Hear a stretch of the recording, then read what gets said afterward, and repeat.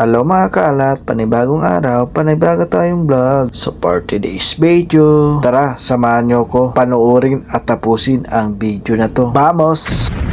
Ayan nga, umagang umaga, tumatalak ang inyong kalat pero wala namang buses. So for today's video po pala, pupunta po pala ako sa Albay kasi kukuha po ako ng yellow fever at saka SID sa Marina. At umalis po ako dyan sa bahay, 5:40 ng umaga.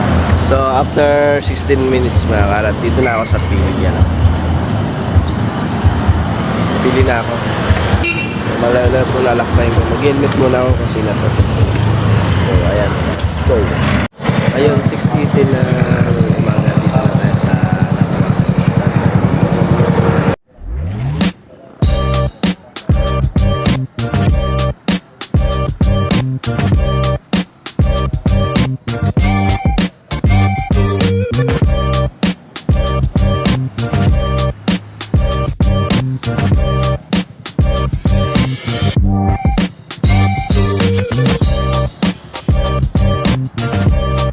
6:30 ng umaga. So dito na po ako sa Marina. So ito na po yung boundary na Camarines saka Alba. Yan puro pansit po dito. Yung pansit. Ito pansit. Ito pansit pa. So ito po ginagawa yung sikat sa Bicol na mga pansit bato. Ito po yung sa bato. So ito na po yung Camarines. Ito na yung boundary na Camarines.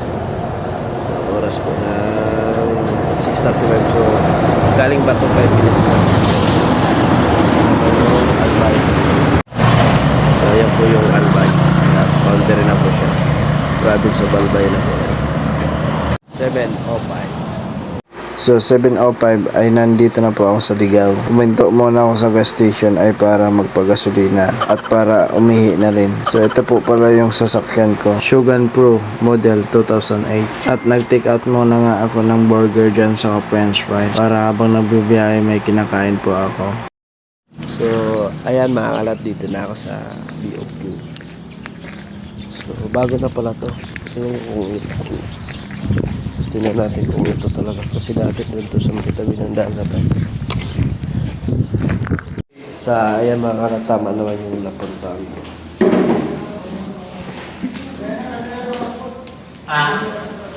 Ay, sige. Okay na sir? Okay na po. Thank you po. So yan o. Bagong-bago na po. Bagong-bago na yung nyo, Bureau of Quarantine. Dati nandun to sa Pier. Ngayon nandito na sa terminal, kaya malapit na. So ayun, natapos na ako mga kalat. So, saglit lang, mga 5 to 10 minutes tapos na, wala masyadong tao. Tapos swerte ako kasi meron na daw akong yung yellow card, kasi kung wala, babalik ako sa 26 kasi nag-email daw sa akin sa email, wala naman ako natanggap po, hindi ko nabasa, kaya nakapagpa na ako dito. Buti na lang may yellow card ako at na-accommodate tayo. So yung walang yellow card di daw i-accommodate, so sa 26 naman sila babalik. Saka bago na po yung nila, yung office. So dyan yung terminal ng mga bus o Tabaco terminal. Andito naman po sila, yan yan yung Bureau of Quarantine. So hindi na po siya doon sa may Pier. Dati kasi nung huli kong punta dito sa Pier pa sila. So kung pupunta po kayo dito, so dyan lang yung terminal ng Tabaco, tapos lakarin nyo na lang papunta dito. Yan Bureau of Quarantine. So next stop natin ay Legazpi, Albay. So doon tayo sa Marina. So let's go. So napahinto nga ako dito sa sentro ng Tabaco kasi naalala ko dito ko nabili yung singkamas, yung matagal ko nang hinahanap kasi noong 2021 mga kaalat, naglilihi yung misis ko at nung panahon na yun ay wala pang mga singkamas, kaya tumingin na ako sa mall, wala. Kaya nung pumunta ako sa Tabaco, pumasok talaga ako sa mga market para tingnan kung may singkamas, at salamat sa Diyos meron naman po. At habang nagbibiyahe nga po ako, maulan kaya minsan matraffic, saka madami rin inaayos maayos na daan. At pagkaraan ng ilang minuto nga, nasa marina na ako mga kaalat. So pangalawang bisis ko na po palang punta dito sa marina mga kaalat. At pagpasok ko nga, kulang yung requirements ko. Hinahanapan ako ng seaman's book. Kaso ang problema nasa agency. Kaya nagpagawa ako ng letter para napatunay na sa kanila yung seaman's book ko. At habang naghihintay nga ako noon, so kumain muna ako mga kaalat. Tara, kain tayo. Ang ulam ko po dyan ay ginataang langka. Yummy! At pagkatapos kong kumain, naghihintay pa rin ako ng letter ng opisina. At nung nakaprint na po ako, diretso na agad ako sa marina. At yung number ko po ay number 4. So mabuti na lang po, konti lang po kami. Pero dito po ako natagalan ng gusto. Kasi nagkadili-dili po ako doon sa letter. Kasi dumating po ako dyan mga alas 9 ng umaga. Tapos na ako mag-aalas 3 ng hapon. So ayun mga kalat, natapos din dito sa marina.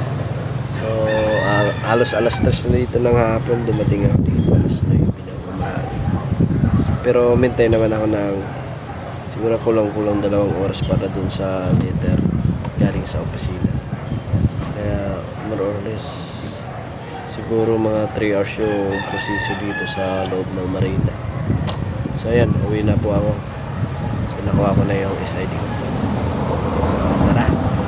At habang nagbibiyay nga po ako pa uwi, ay nakita ko si Daragang Magayon. Pero hindi siya nagpakita. Natatakpan siya ng ulap. Sayang, makikita sana natin mga kaalat kung paano kaganda yung bulkan. At may tulay nga po pala dyan na inaayos. So habang nagbibiyay nga po ako mga kaalat, sobrang traffic naman po kasi daming inaayos.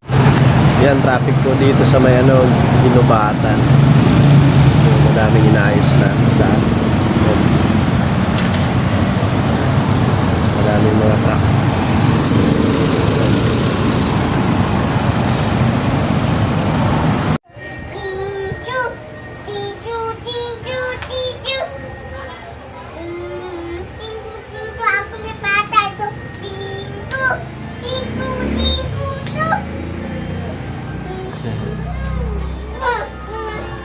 So nakarating na ako dito mga kalat sa mga pakiramdam.